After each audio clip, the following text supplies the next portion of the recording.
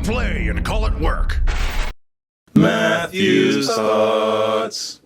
Matthew here from MiniWarGaming.com, bringing another episode of Matthew's Thoughts, a show where I talk about stuff based on battle reports that I play and books I read and whatever else it happens to be, all wargaming related, of course.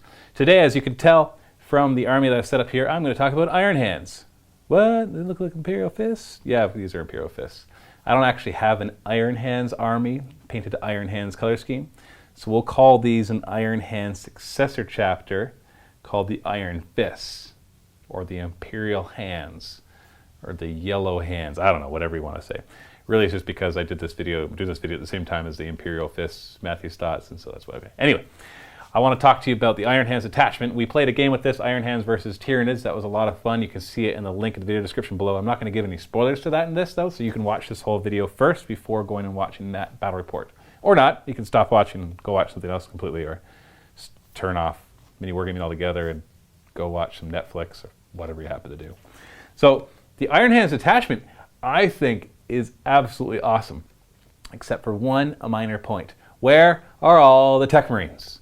I know the core choice allows you to bring up to 4 Tech Marines, but what if you don't want that core choice? Essentially, the Iron-Hands detachment allows you to bring the Armored Task Force as a core choice, much like the Anvil Strike Force allows you to do that. If you're not familiar with the Armored Task Force is, or the Armored, what is it called? It is called the Armored Task Force, I got it right. That is 1 Tech Marine, 0 to 3 Thunderfire cannons, which each have a Tech Marine. And in fact, I think each, is it 0 to 3 Thunderfire? Yeah, I think it's 0 to 3 units of Thunderfire cannons, which each could have up to 3 Tech Marines, but then they're part of a unit, so they don't really get to act independently. And then they have to have 3 groups of tank squadrons, either Vindicators, Predators, or Whirlwinds. And those can be 1 to 3 per. So your minimum size unit is 1 Tech Marine and then 3 squadrons of tanks from Predators, Vindicators, and Whirlwinds. Now that's really cool if you want to play an Armored Task Force, but if you want to play a more standard Space Marine list like the Strike or the Battle Demi, the Battle Demi Company, or in the case the Stormlance Battle Demi Company, and you want to bring lots of transports, Razorbacks, and Rhinos, which all get It Will Not Die, thanks to both our house rule and a new FAQ that's going to be coming out for the Space Marines, which does specify that a tank, a vehicle that doesn't have a piece fall off, inside of a formation or detachment that is of a certain chapter, counts as being from that chapter. So if this was part of an Iron Hands detachment or formation, it would be called an Iron Hands model. Now it still doesn't have chapter tactics, so it doesn't get to benefit from those, but it does get to benefit from other things such as It Will Not Die on all of them. So all you Iron Hands players who have been not happy with the fact that the new Space Marine Codex took away your It Will Not Die to all your vehicles except Dreadnoughts, well, it's back, which is great, because I think that's the way it should have been all along. It's probably what their intent was. Just as usual, they didn't express their intent very clearly. But anyway, so they all get It Will Not Die, but the cool thing about the Iron Hands, without the detachment, forgetting that for a second, is their Tech Marines get to add +1 to their Blessings of the Omnissiah, which is their repair roll, essentially. Normally it's a 5+, but Iron Hand ones, it's a 4+, and if they have Servitors, it gets even better. But the only way to get Tech Marines into your army is through the Armored Task Force. So if you don't bring an Armored Task Force, you can't have any Tech Marines.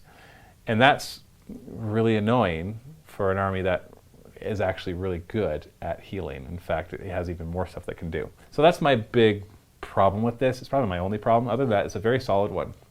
Because here's what else you get. Iron Hands normally get Feel No Pain 6+, or +1 Feel No Pain if they have Feel No Pain from another source. And that was always, if you've ever played against Iron Hands, you know that's a pretty solid thing. That doesn't sound like a lot, just having a 6+ and 1 in 6 chance of negating the wound, but it seems to happen at the most inopportune times when you're firing at them. And maybe it never happens at the right time when you're playing them. Just all point of view, of course. But the cool thing about this attachment is that if a model's within, or a unit's within 12 inches of an independent character from this detachment, then they get +1 Feel No Pain. And let me just double check exactly the room. Yeah, models in the detachment add 1 to Feel No Pain. They make whilst within 12 inches of any independent character. So sorry, it's not units, it's models within 12 inches get +1 Feel No Pain. Independent character, not character, independent character. So if you have a Battle Demi Company, you can only have 1 independent character in there, captain or a chaplain. And same thing with the Armored Task Force, there's only one independent character. Even though you can get more than one Tech Marine, the other ones are not independent characters, they're part of squads. But the nice thing is, thanks to the rules, it's 1 to 2 core, 1 plus auxiliary, and 0 to 3 command. It's not 0 to 3 command per core, it's just 0 to 3 command. But a command can simply be a Terminator, or a Captain, or a Chaplain, or a Venerable Dreadnought, not sure why you do that, or a Reclusium Command Squad, or a Librarius Conclave, which as we know is 3 to 5 independent characters. And so you can easily buff up the number of independent characters. It's worth it just to throw in an extra naked Chaplain without any upgrades, just to give another 12-inch bubble. In fact, in the game that we played, Iron Hands versus Tyranids, that's exactly what my opponent did. He had an extra Chaplain. I think he had 2 Chaplains in total, one from the Battle Demi Company and one just as a command unit. And that extra bubble made a big difference, because not only do they give +1 feel no pain, but a vehicle that is within 12 inches of an independent character from this attachment gets Power of the Machine Spirit. Now that is frickin' awesome, because a Vindicator that can move 12 inches and then fire its main weapon is pretty awesome. Because normally you've moved 12 inches, you got to snap fire all your weapons unless you're a fast vehicle. It's also awesome because for a vehicle, like let's say a Predator that has 3 last cannons on it, if you want to, Power of the Machine Spirit will allow one of those last cannons to fire at something else. And that is also pretty awesome as well.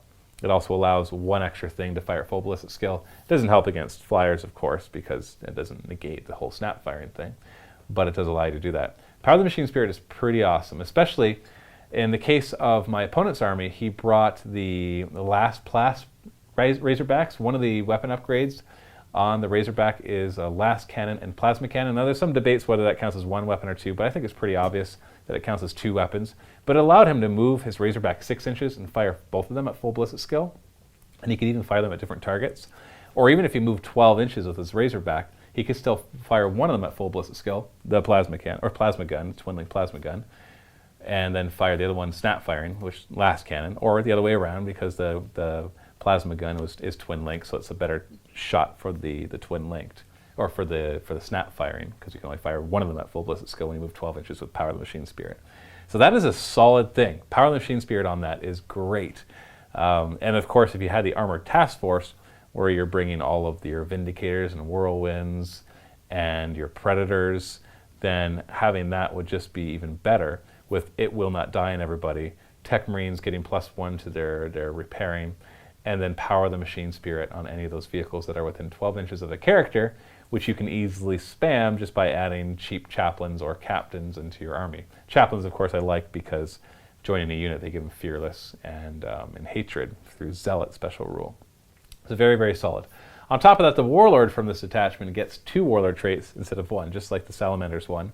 But the second one of them has to at least be from either strategic or tactical objectives, or tactical Warlord traits. So it just shows their cunning and their ability to do that. So if you build your army right, you've got a lot of people with 5 up feel no pain, so you've turned your Iron Hands into Necrons. You've got It Will Not Die 5+ on all of your vehicles, and you can get everybody with Power of the Machine Spirit if you play your cards right and your main independent characters don't die. So that's kind of cool right there. Still a little beef that I can't add Tech Marines, because auxiliary choices, for example, there's no way just to add. You can add just Dreadnoughts, but that's about it. Everything else, the only way to get Tech Marines in here is through the core choice Armored Task Force.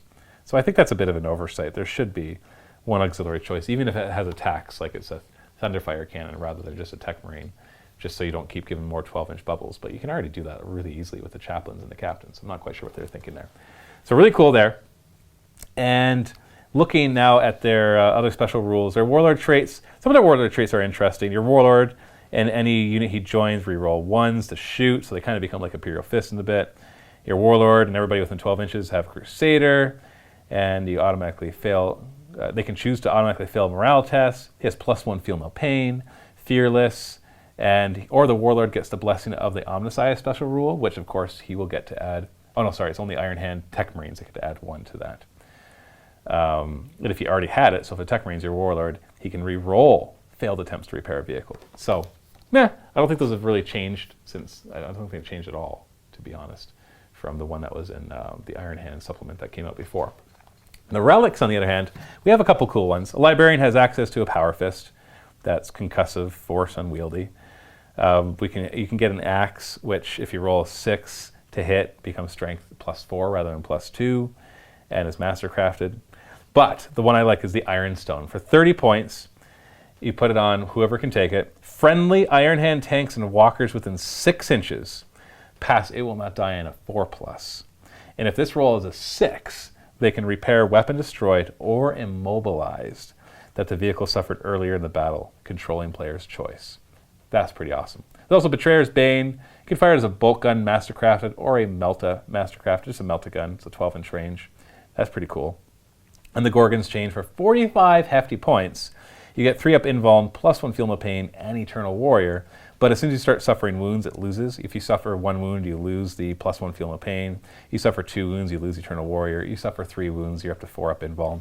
And you got to roll them individually, because as you lose wounds, it could affect the next roll. It actually says to do that. And then there's the Tempered Helm that anybody within 24 inches can use his leadership instead of their own, and you give a single friendly unit within 12 inches to reroll all to hit rolls of 1 in the shooting phase. So that one's pretty powerful as well. But I really like the one that's a 6-inch bubble of +1 It Will Not Die, essentially, or the one that gives, it's 45 points, but giving your bearer +1 Feel No Pain and a 3+ invuln and Eternal Warrior, that can really be awesome for your chapter masters who already have 4 wounds. I think of like the shield, the shield internal. The other one is a regular Space Marine chapter relic that gives 3 up invuln and Eternal Warrior. This one gives 3 up invuln, Eternal Warrior, and +1 Feel No Pain to somebody who's already going to have 5 up Feel No Pain because they are Iron Hands and they are an independent character most likely, which gives them +1 of their own Feel No Pain. So that's 5 up. This makes it to 4 up. So they'll have a 3 up invuln, 4 up Feel No Pain. If you get the right Warlord trait, that could become a 3 up Feel No Pain. So it can become an incredibly big tank. As soon as you lose a wound, though, you lose that +1 Feel No Pain. So but maybe the It Will Not Die or something will give it back. So a really cool thing. They have some cool tactical objectives too. I'm not really going to cover it. They're just little things like just killing stuff, and yeah, nothing too spectacularly interesting with the Iron Hand stuff for their tactical objectives. So I don't even want to go into those. But the relics are pretty cool. You got some cool options there. 2 or 3 of them are really neat. The detachment's solid. Even if it doesn't have Tech Marines, or an easy way to get more Tech Marines into it.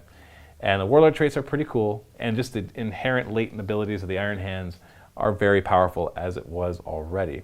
Now, I do foresee one problem for anybody who's power gaming. All of a sudden, any flyer wings are going to be Iron Hands, even if there's going to be ally and Iron Hands. So if it's not part of their detachment, like for example, the flyer, the Air Superiority flyer wing or detachment, which is just basically 1 to 3 flyer wings, you could just make them whatever Space Marine chapter you want. Everybody's just going to choose Iron Hands because then they get It Will Not Die. But that seems kind of cheesy. But as long as if I was playing Iron Hands and I had that, then that it would still be cheesy in a way. But it's not cheesy that I chose it. It's more just that how powerful it happens to be. So I can see that being exploited. But people can exploit the rules anyway. So that's not really what I'm too worried about. I want to look at cool fluff, cool things that it can do, and some fun ways that you could build that army. So I really like the Iron Hand stuff. I think it's a solid choice. In fact, now that I've really gone through all of the Angels of Death detachments, I think they're all pretty solid. They did a really good job of making you want to play not just one chapter, but a lot of the different ones, which if you've painted them up to be a successor chapter, you could always switch which ones you do. And I don't think that's playing for advantage. I think that's just having fun and getting to play with a lot of different rules. So lots of stuff in here, and it's all really good, I think. Thanks for watching. Stay tuned for more Matthew's thoughts. Tell me what you think of the Iron Hands attachment, and make sure you go and watch our Iron Hands versus Tyrannus battle report at the link below. Thanks for watching. Happy wargaming.